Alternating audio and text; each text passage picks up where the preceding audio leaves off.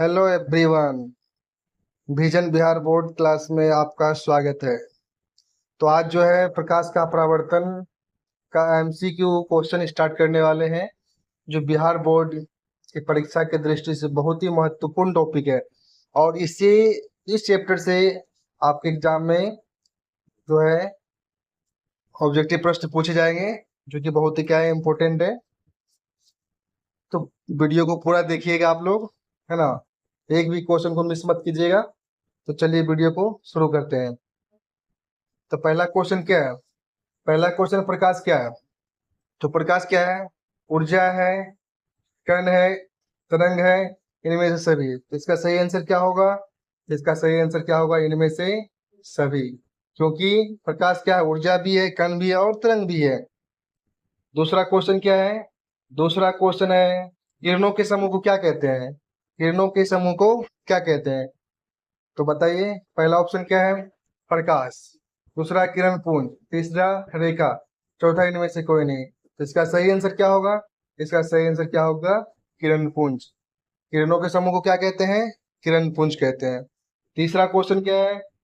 तीसरा क्वेश्चन है, प्रकाश किस रेखा में गमन करती है? प्रकाश किस रेखा में गमन करती है? सरल रेखा पहला ऑप्शन, दूसरा वक्र रेखा, सी दोनों, डी इनमें से कोई नहीं। तो इसका सही जवाब क्या होगा? इसका सही जवाब होगा सरल रेखा। प्रकाश सरल रेखा में गमन करती है। चौथा क्वेश्चन क्या है? चौथा क्वेश्चन है, प्रकाश के परावर्तन के कितने नियम हैं? प्रकाश के परावर्तन के कितने नियम हैं?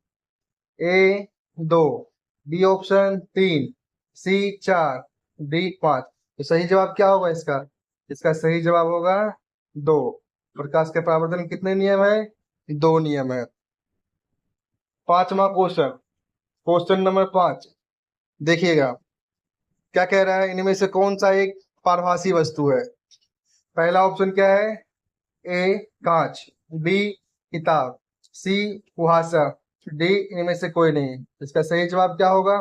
पारभासी वस्तु क्या है? कुहासा। क्या है? कुहासा। अब चलते हैं छठे क्वेश्चन की तरफ। तो छठा क्वेश्चन क्या कह रहा है? आपतन कोण और परावर्तन कोण में क्या संबंध है? आपतन कोण और परावर्तन कोण में क्या संबंध है? तो पहला ऑप्शन क्या कह रहा है? पहला ऑप्शन कह रहा है, आपतन कोण परावर्तन कोण से बड़ा होता है। आपतन कोण परावर्तन कोण से बड़ा होता है। ये क्या है? गलत, है ना। ये क्या हो गया आपका? गलत। बी ऑप्शन क्या है? आपतन कोण और परावर्तन कोण बराबर होते हैं।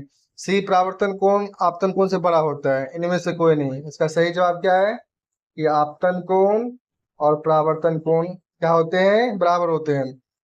क्वेश्चन नंबर 7, क्वेश्चन नंबर 7 क्या कह रहा है? प्रतिबिंब कितने प्रकार के होते हैं? प्रतिबिंब कितने प्रकार के होते हैं?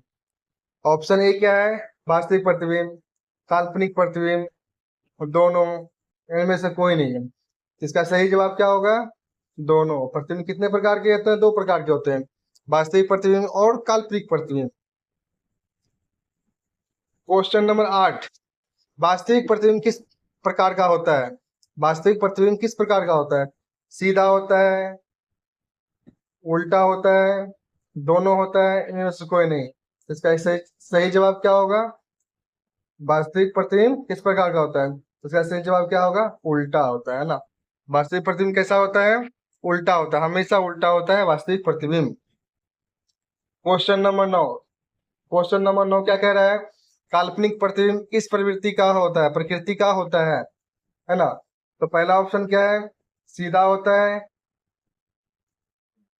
पहला ऑप्शन क्या है? सीधा होता है, उल्टा होता है, या दोनों होता है। तो इसमें इसका सही जवाब क्या होगा? इसका सही जवाब क्या होगा? सीधा होता है। क्या होता है? सीधा। काल्पनिक काल्पनिक प्रतिबिंब हमेशा सीधा होता है। क्वेश्चन नंबर 10, क्वेश्चन नंबर 10 क्या कह रहा है? कि किस दर्पण का परावर्तक सतह समतल होता है? किस दर्पण का परावर्तक सतह समतल होता है? समतल दर्पण, अवतल दर्पण, उत्तल दर्पण, इनमें से कोई नहीं। इसका सही जवाब क्या होगा? इसका सही जवाब होगा समतल दर्पण। 11वां क्वेश्चन क्या कह रहा है? किस दर्पण का परावर्तक सतह उठा होता है? किस दर्पण का परावर्तक सतह उठा हुआ होता है? इसका सही जवाब क्या होगा? तो ऑप्शन पहला क्या है? समतल दर्पण, अवतल दर्पण, उत्तल दर्पण, इनमें से कोई नहीं। इसका सही जवाब क्या हो जाएगा? उत्तल दर्पण। सही जवाब क्या होगा? उत्तल दर्पण। 11वां नंबर क्वेश्चन। क्वेश्चन नंबर 11 क्या कह रहा है? किस दर्पण का परावर्तक सतह धंसा हुआ होता है? इस दर्पण का परावर्तक सतह धंसा हुआ होता है। ऑप्शन ए क्या है? समतल दर्पण। ऑप्शन बी अवतल दर्पण। ऑप्शन सी उत्तल दर्पण। ऑप्शन डी इनमें से कोई नहीं। इसका सही जवाब क्या होगा? अवतल दर्पण। Question number 12। गोलीय दर्पण के केंद्र को क्या कहते हैं? गोलीय दर्पण के केंद्र को क्या कहते हैं? ऑप्शन क्या है? ऑप्शन ए केंद्र बिंदु। ऑप्शन बी वक्रता केंद्र। ऑप्शन सी मुख्य फोकस। ऑप्शन डी वक्रता त्रिज्या। तो सही आंसर क्या होगा? इसका सही आंसर क्या होगा? गोलीय दर्पण के केंद्र को क्या कहते हैं? वक्रता केंद्र कहते हैं। Question number 13। क्वेश्चन नंबर 13 क्या कह रहा है? किस दर्पण में वस्तु के बराबर प्रतिबिंब बनता है? किस दर्पण में वस्तु के बराबर प्रतिबिंब बनता है? Option A. ऑप्शन ए क्या है? समतल दर्पण। बी अवतल दर्पण। सी उत्तल दर्पण। और डी इनमें से कोई नहीं। इसका सही जवाब क्या होगा? समतल दर्पण। समतल दर्पण ऐसा दर्पण है जिसमें कि वस्तु के बराबर प्रतिबिंब बनता है और बराबर दूरी पर बनता है। चलिए अगला क्वेश्चन क्या है? Question number 14। किस दर्पण में वस्तु से बड़ा प्रतिबिंब बनता है? किस दर्पण में वस्तु से बड़ा प्रतिबिंब बनता है? सम ऑप्शन क्या है? समतल दर्पण। बी अवतल दर्पण। सी उत्तल दर्पण। डी इनमें से कोई नहीं। इसका सही जवाब क्या होगा? इसका सही जवाब होगा अवतल दर्पण। अवतल दर्पण में वस्तु का बड़ा प्रतिबिंब बनता है। अगला क्वेश्चन क्या है? 15 नंबर क्वेश्चन क्या बोल रहा है? किस दर्पण में छोटा प्रतिबिंब बनता है? छोटा प्रतिबिंब। जब छोटा प्रतिबिंब की बात होगी, क्या कर रहा है? ऑप्शन ए समतल दर्पण, दूसरा अवतल दर्पण, तीसरा उत्तल दर्पण, चौथा इनमें से कोई नहीं। तो आप याद रखिएगा कि छोटा जब भी बोले छोटा की बात कर रहा है, तो छोटा प्रतिबिंब अवतल दर्पण में भी बनता है और उत्तल दर्पण में भी बनता है। इसलिए आपका ये दोनों ऑप्शन क्या हो जाएगा? सही होगा। Option number B and C. B और सी, अवतल दर्पण और उत्तल दर्पण, ये दोनों दर्पण में क्या होता है? छोटा प्रतिबिंब बनता है। अब अगला क्वेश्चन क्या है? अगला क्वेश्चन 16 नंबर देखिए। इसमें क्या बोल रहा है कि किस दर्पण में सिर्फ छोटा प्रतिबिंब बनता है? किस दर्पण में सिर्फ छोटा प्रतिबिंब बनता है? यहाँ क्या करें? किस दर्पण में छोटा प्रतिबिंब बनता है? यहाँ ये नहीं पूछ रहा है छोटा, यहाँ बोला सिर्फ छोटा। सिर्फ छोटा की जब भी बात होगी तो हमेशा कौन सा दर्पण होगा? वो हमेशा होगा उत्तल दर्पण। उत्तल दर्पण क्या होगा आपका? सही आंसर हो जाएगा उत्तल दर्पण। चलते हैं अगले क्वेश्चन की तरफ। अगला क्वेश्चन क्या है? 17 नंबर क्वेश्चन। किस दर्पण में बड़ा और छोटा दोनों प्रतिबिंब बनता है? किस दर्पण में बड़ा और छोटा दोनों प्रतिबिंब बनता है? Option A. ऑप्शन ए क्या है? समतल दर्पण। बी अवतल दर्पण। सी उत्तल दर्पण। डी इनमें से कोई नहीं है। इसका सही जवाब क्या होगा? इसका सही जवाब हो जाएगा आपका अवतल दर्पण। अवतल दर्पण। Question number 18। अगला क्वेश्चन है क्वेश्चन नंबर 18। किस दर्पण में छोटा प्रतिबिंब बनता है? ये क्वेश्चन शायद रिपीट हुआ है। किस दर्पण में छोटा प्रतिबिंब बनता है? छोटा प्रतिबिंब। तो ऑप्शन ए। ऑप्शन ए क्या है? समतल दर्पण, है ना। उसके बाद ऑप्शन बी अवतल दर्पण। ऑप्शन सी उत्तल दर्पण। डी ऑप्शन बी एंड सी। तो क्वेश्चन क्या कह रहा था? क्वेश्चन कह रहा है किस दर्पण में छोटा प्रतिबिंब बनता है? छोटा प्रतिबिंब का मतलब समतल दर्पण में तो नहीं बनता है, अवतल और उत्तल की बात कर रहा है। तो अवतल दर्पण में भी छोटा बनता है, उत्तल में भी छोटा बनता है। अवतल में क्या होता है? छोटा और बड़ा दोनों बनता है। इसलिए ऑप्शन नंबर क्या होगा आपका? डी सही आंसर हो जाएगा।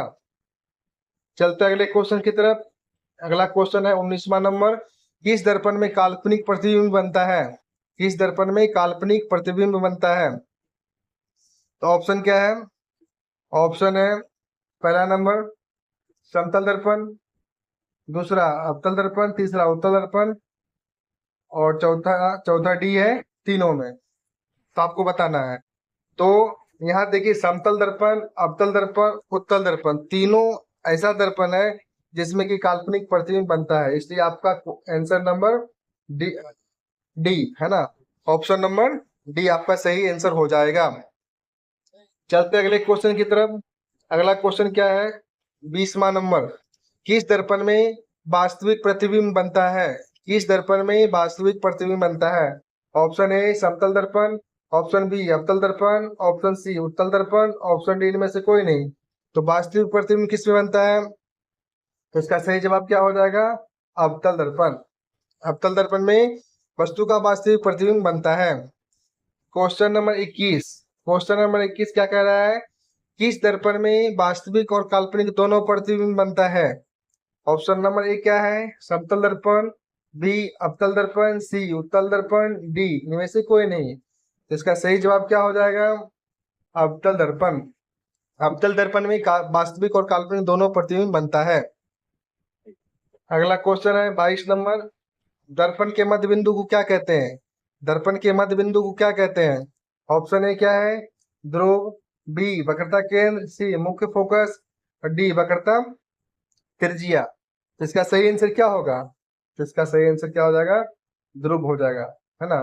कि दर्पण के मध्य बिंदु को क्या कहते हैं? ध्रुव कहते हैं। दर्पण के मध्य बिंदु को ध्रुव कहते हैं। अगला क्वेश्चन देखिए। अगला क्वेश्चन 23 नंबर क्या कह रहा है कि फोकस दूरी और वक्रता त्रिज्या में क्या संबंध है? फोकस दूरी और वक्रता त्रिज्या में क्या संबंध है? तो आपको याद रखना है, एफ इक्वल टू क्या होता है? एफ इक्वल टू होता है आर बटा दो, है ना, आर बटा दो। तो यहाँ क्या हो जाएगा? ऑप्शन नंबर, फोकस दूरी वक्रता त्रिज्या क्या आदि होती है, किसमें है? ऑप्शन ए है क्या? फोकस दूरी वक्रता त्रिज्या की आदि होती है, इसलिए ऑप्शन नंबर ए क्या हो जाएगा? आपका सही आंसर हो जाएगा, है ना। फोकस दूरी वक्रता त्रिज्या की आदि होती है। Question number 24। Next question, question number 24 क्या कह रहा है? कौन सा कथन सत्य है? कौन सा कथन सत्य है? तो इसमें ऑप्शन नंबर ए क्या है? F equal to R by two, B है R equal to F by two, C क्या है? F equal to R, D क्या है? R by three, F equal to R by three. तो इसमें सही आंसर क्या हो जाएगा? इसका सही आंसर क्या होगा? Option number A, f equal to r बटे दो, आर बाय टू, है ना। अब अगला क्वेश्चन क्या है? दर्पण सूत्र का कौन सा फॉर्मूला सही है? दर्पण सूत्र का कौन सा फॉर्मूला सही है? तो बताइए, दर्पण सूत्र कौन सा है? Option A one by one बटे एफ इक्वल टू वन बटे यू प्लस वन बटे बी। ऑप्शन बी वन बटे यू इक्वल टू वन बटे वी प्लस वन बटे f. Option C one by v equal to one by f plus one by u. Option D one by f equal to one by v minus one by u. इसका सही answer क्या हो जाएगा? Option number ए। Option number ए दर्पण सूत्र का सही formula है। चलते हैं अगले क्वेश्चन की तरफ। अगला क्वेश्चन क्या है? 26 नंबर। अवतल दर्पण का उपयोग कहाँ किया जाता है?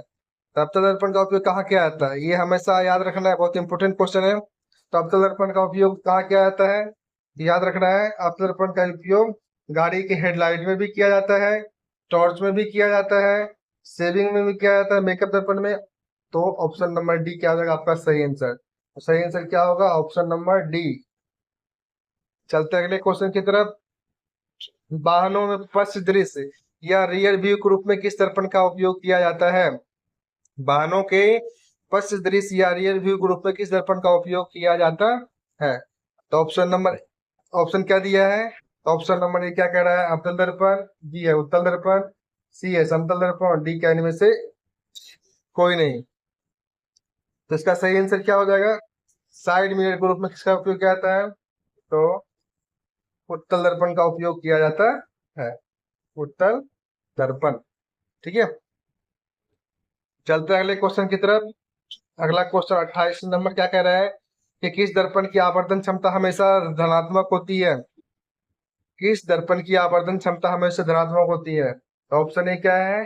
अवतल दर्पण, बी उत्तल दर्पण, सी समतल दर्पण, डी इनमें से कोई नहीं। जिसका सही आंसर क्या हो जाएगा? आपका उत्तल दर्पण, उत्तल दर्पण। Question number 29। अगला क्वेश्चन क्या है? Question number 29। किस दर्पण की आवर्धन क्षमता धनात्मक और ऋणात्मक दोनों होती है? धनात्मक और ऋणात्मक दोनों होती है। ऑप्शन ए अवतल दर्पण, बी उत्तल दर्पण, सी समतल दर्पण, डी इनमें से कोई नहीं। इसका सही आंसर क्या होगा? तो इसका सही आंसर हो जाएगा आपका अवतल दर्पण। अवतल दर्पण आपका सही आंसर है। Question number 30। क्वेश्चन नंबर 30 क्या कह रहा है कि प्रतिबिंब की ऊंचाई और वस्तु की ऊंचाई के अनुपात को क्या कहते हैं? प्रतिबिंब की ऊंचाई और वस्तु की ऊंचाई के अनुपात को क्या कहते हैं? ऑप्शन ए फोकस दूरी, बी वक्रता केंद्र, सी आवर्धन, डी आवर्धन क्षमता।